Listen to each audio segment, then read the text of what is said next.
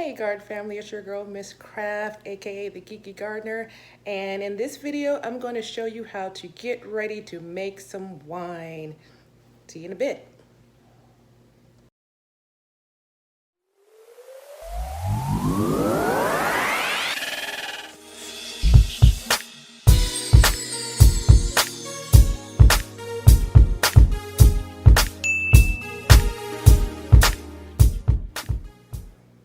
Hey guys, thanks for joining me today. We're getting ready to prep our tools and get our things all organized and ready for our winemaking session today with my dear friend Therapy. It's going to be at 4 p.m. or 4 p.m. Eastern or 3 p.m. Central on his channel, and I will definitely leave a link below to that. I'll also leave a link below to our very first talk on what our goal is on making our wine that we're going to start today. So let's just jump right into it. First, let me run you through the ingredients that you're going to need. You're going to need a gallon of juice. I'm doing a white and a red. Sorry if I'm reaching and sitting, it's just I'm trying to stay in frame so you can see exactly what's going on. Then you need some sugar. This is about 6 pounds of sugar right there. Let me move this out of the way because we don't need that right this second. And you are going to need some yeast.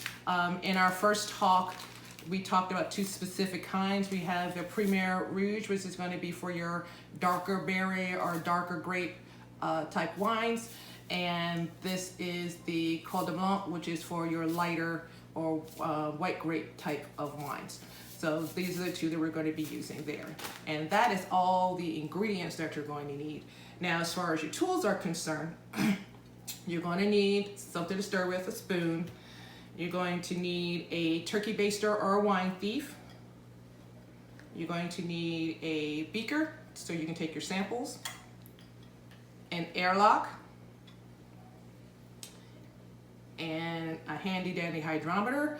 I also did a video earlier this week on how to actually read these.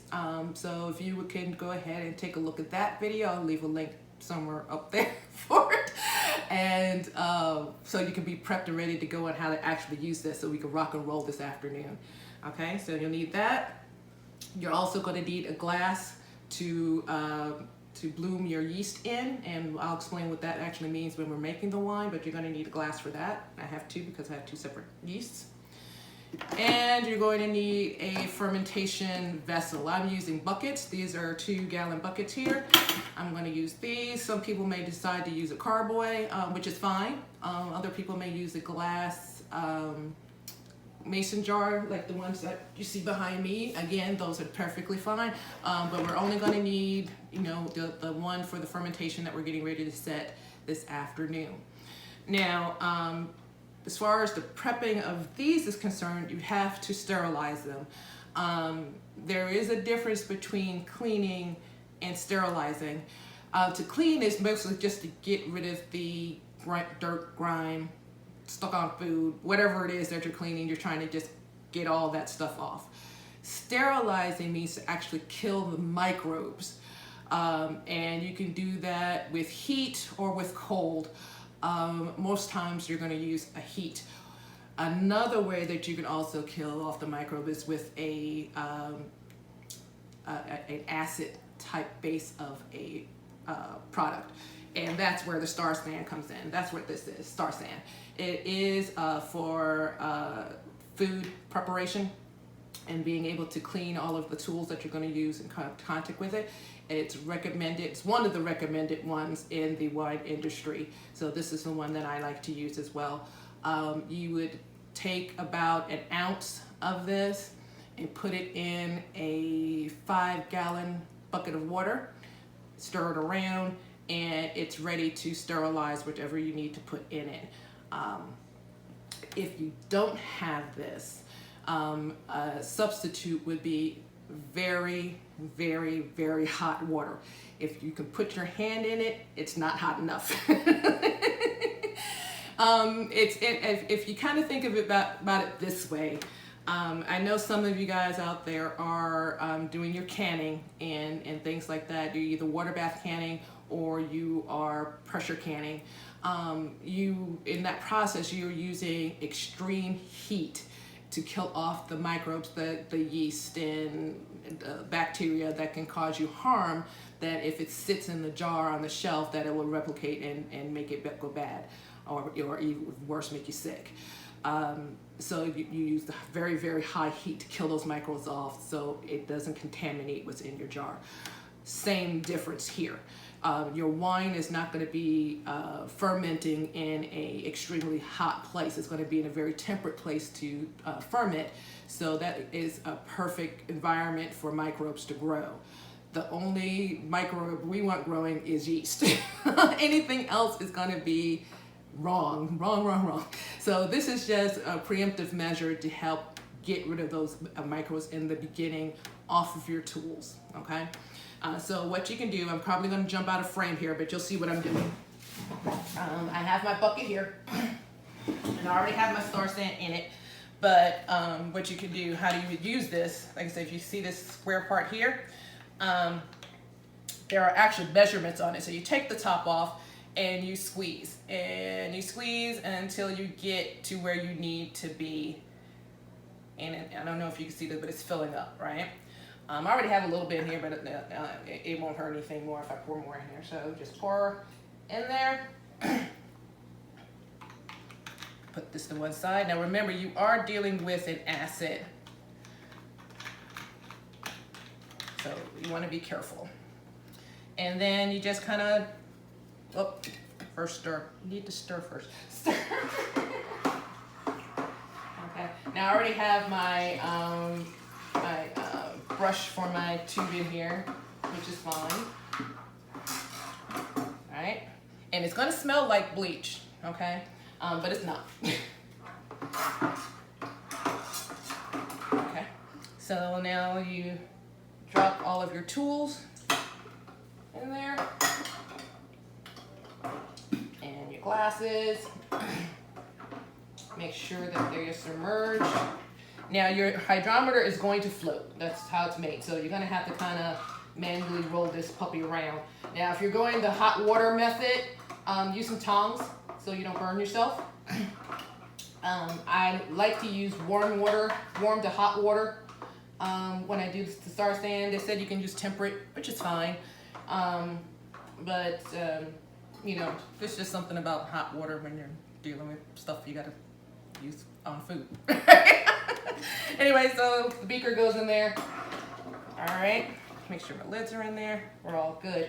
And you're gonna let this sit for 5 minutes.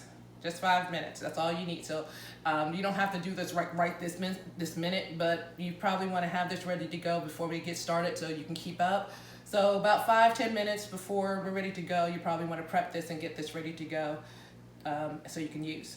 Now my buckets, how I prepare these, it's pretty much the same way. I can either fill them with water and put star sand in it, or you can use a star sand spray. Say that 3 times fast, okay?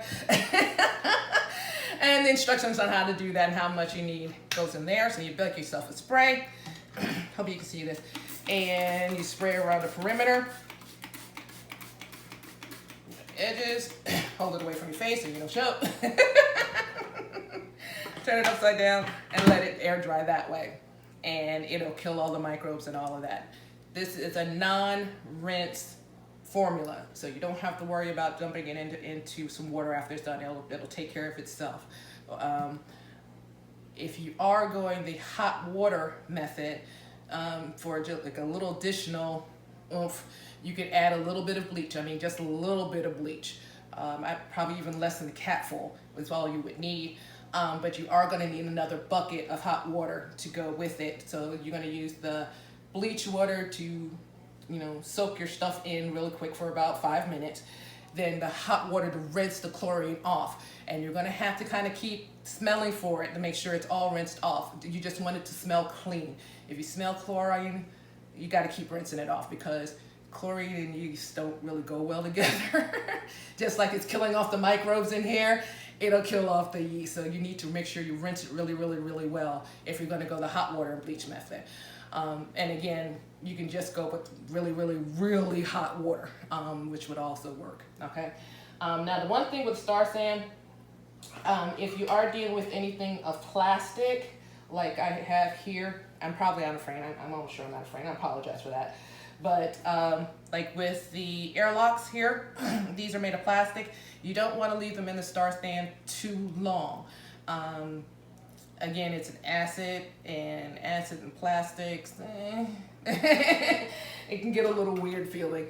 Oh, speaking of which, when you do make this potion up, you do want to use a food grade type of bucket or a wash bin or something like that to build this up. You really don't want to use a metal container because again, the acid would kind of react with it. If it's just going to be here, sitting here, it's going to do some things and you don't really want that. So like I said, what you see here, this is my big 5-gallon bucket, 5-gallon of wine bucket that I use when I'm really, feeling adventurous and make a lot of wine. But that's what I use also to soak all my stuff in. So I think that's about all I have to share at this moment.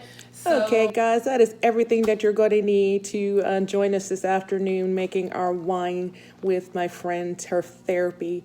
Again, it's at 4 p.m.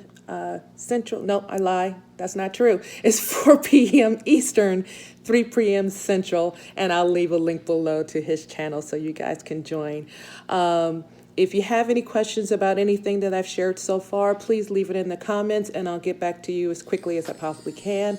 But until then, I will see you on the flip side. I love you, my peoples. Take care. Bye.